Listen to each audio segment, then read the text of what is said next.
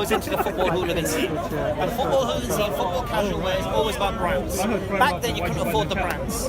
Now I can afford the brands. So it's kind of reliving my youth. Right. I'm 45, yeah? So I like the look. What am I going to wear otherwise? I like it. And if I go Primark and buy a shirt, I'll probably see 20 people wearing the same shirt. Yeah? So the reason people buy brands is basically so they don't look like everybody else. They don't want to. They want to be individual. And I like to be individual. That's me. But alcohol is destroying society. Is. Go to any A&E on a Friday and Saturday night and you'll see the pressure the nurses are under because of alcohol. Go to hold the whole. And what happens when they finish work? What do they do? Probably go and have alcohol. Do you know why? It's a contradiction. I'll tell you why it's not a contradiction. Because there's a difference between having a drink that they might have and going out just to get blotto and waking up in a hospital bed. Yeah? Or waking up in a cell. It's different, mate. Yeah? And if you look at all the homeless in the streets, all of them in London, I guarantee one of those 5 poisons I mentioned, drugs, alcohol, gambling, sexual immorality or interest, was the cause of their homelessness. I believe it. No, you're right. And your problem is as well, because they're on the streets now, they're drinking, and you can't even help them now. Because it's very hard to help a drunk person or a druggie. It's very hard. Can you trust them or not? You know if they're on the right frame of mind or not. Do you deal, seeing though you know so much about this issue, how do you know about it? Well, I live in England, mate, and I work in a market, and I see them everywhere, mate. And they're always going, got a pan, mate, got a pan, mate, got a pan, mate. That's how I know. There's always prevention's better than the cure, so before it gets to that point... Right. So what I'm saying, but the point is we asked a question about why is the planet a mess, isn't it? Yeah. That was the original question. And I said to you, every society, drugs, alcohol, gambling, sexual immorality, and interest dealers are destroying all of those societies. And here's the amazing thing. The answer. No, here's the amazing thing. The people you look up to govern you, to guide you, to legislate for you, are encouraging you to deal in these 5 poisons. So they're actually encouraging you to poison yourself. Okay, that's where the planet's a mess. Now, according to the teachings of Islam, these 5 poisons we eradicate. According to the teachings of Islam, this will solve the problem. Islam, you talk about class system, yeah? Does class exist in the teachings of Islam? You tell me, I've not read the Quran. Well, you said, you're right, no. I never All right, no. You go to any mosque, I've been to mosques in Kuwait and all this, yeah? I have a billionaires praying next to me. We've had janitors leading the prayer because they knew more Quran than the billionaire. Classism, it does not exist in Islam. That does not mean Muslims don't apply this principle of class, but Islam prohibits it. Islam prohibits racism. You cannot discriminate on colour of skin. If you go to Hajj, you'll see every nation of the world there, mashallah, all in their white alhamdulillah. No one's different here. No one's treated differently. Don't get me wrong. Where's that, in Saudi, yeah. Don't get me wrong. There are Muslims who do have racism amongst them. Of course, they're human beings. But according to what the teachings eradicated. We don't have sexism. We don't have equality with men and women. We have equability. Yeah? Each has their rights. So do you know what the Prophet Muhammad said about the husband and wife? He says, husband, do not ask for all your rights of your wife, just in case she asks for all hers of you. Don't rock the boat. Right. Yeah? Because the rights of the wife is, subhanallah, I have to go out and work. I have to bring my dough and give it to her. She can go out to work, I can't ask her how much you earn, what have you spent the money on. Where's it got confused then? Because that's not the Islam that most of us seem to see. Because it's culture. Culture. And this is the beautiful thing you see.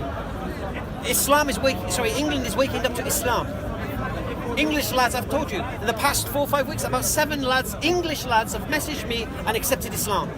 And guess what? Not from an environment of Muslim friends or a Muslim girlfriend. Prison. Or prison. All that's happened is something's happened. One guy had a Muslim niece and he got worried for her. And he went online to study Islam, ended up with our YouTube videos, watched them all, subhanAllah, accepted Islam. All right. There's many things that will spark the interest. Yeah. Do you understand? Yeah. Right? So this is testimony. Now, when you see these English boys coming to Islam, we ain't bringing that culture with us. Do you understand? Yeah, For us, Islam is not a bowl of curry. Do you get me? Alhamdulillah, you know, when I first embraced Islam, I used to wear big shawal, kameez and all that, yeah? Then I used to wear the Arab dress. And then I said, you know what? Why am I dressing like this? I'm English. Yeah? I'm going to dress English, mate. And my English dress is what? It ain't Primark, right? My English dress was football casual. Yeah? That's just how I like the look of it. When I look in the mirror, I like the look of it. Good. That's why I chose to wear what I wear. If it works for you, great. Exactly. If it works for Does you, it harm anyone? No. Does alcohol harm? Yes, it can harm you. But also, if you drink too much, you could harm others as well. Yeah? And there are people who can't handle what you can handle. So going back to our original principle, Islam is the solution. Is your solution? Is the solution. Unless you can give me another one. Gambling? No, solution to the problems. Solution to why the world is a mess. No, I mean, it's great. I mean, Give me another way of life that eradicates the 5 poisons, eradicates racism, sexism, class system. Bring me something. If that was the case for Islam, that would be great. I'd literally, I would follow you. Why do you believe? Why do you? Just like you said, it's culture. But listen to me. If that was the way Islam That is Islam. No, but this is the point. Yeah, that's the true Islam.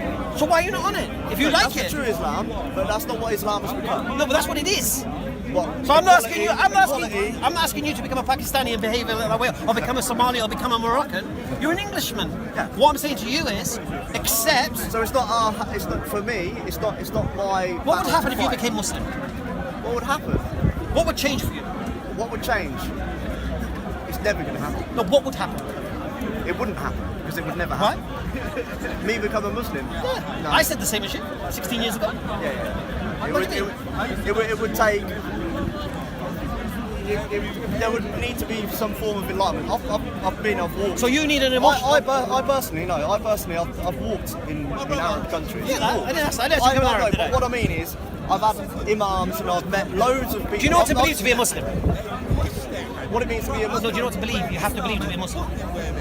Not what you believe. No, do you know what you have to Equality, believe? No, truth. forget that.